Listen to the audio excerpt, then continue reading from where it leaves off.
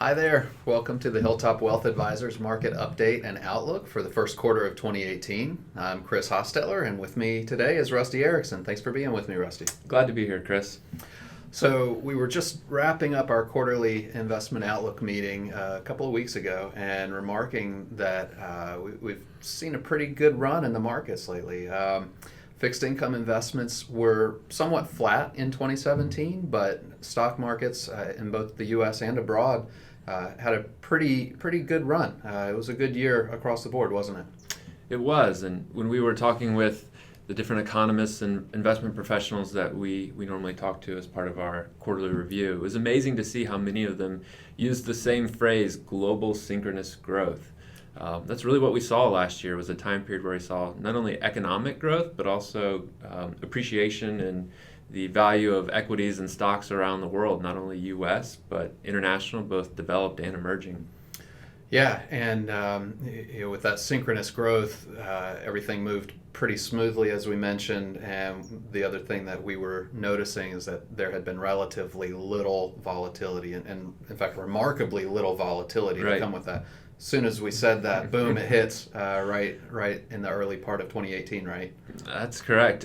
Here at the beginning of February, we have seen the market fluctuate, and we are now in what's called a correction, where we've seen the market come down 10% from its previous high watermark. But that's not actually that uncommon. That's something that we generally see about every year. What was really strange was how well the market performed last year and how little volatility there was. If we just look at the S&P 500, for example, 500 U.S.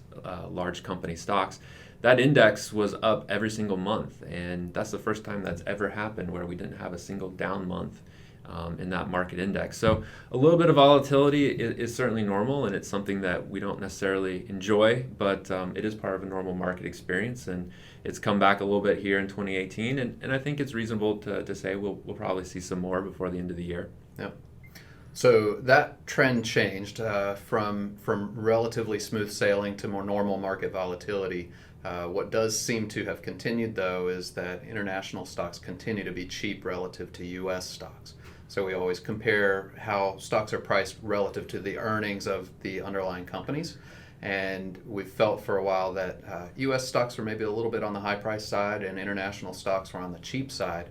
And though international stocks performed well in 2017, so did U.S. stocks. So it looks like that difference still exists, that international stocks continue to be cheaper. I think so, and that's kind of our read on things right now. And one area that we are pretty optimistic about is looking at small and medium-sized international companies that maybe aren't on the radar screen of a lot of investors. We see those at some pretty attractive valuations right now relative to some other areas.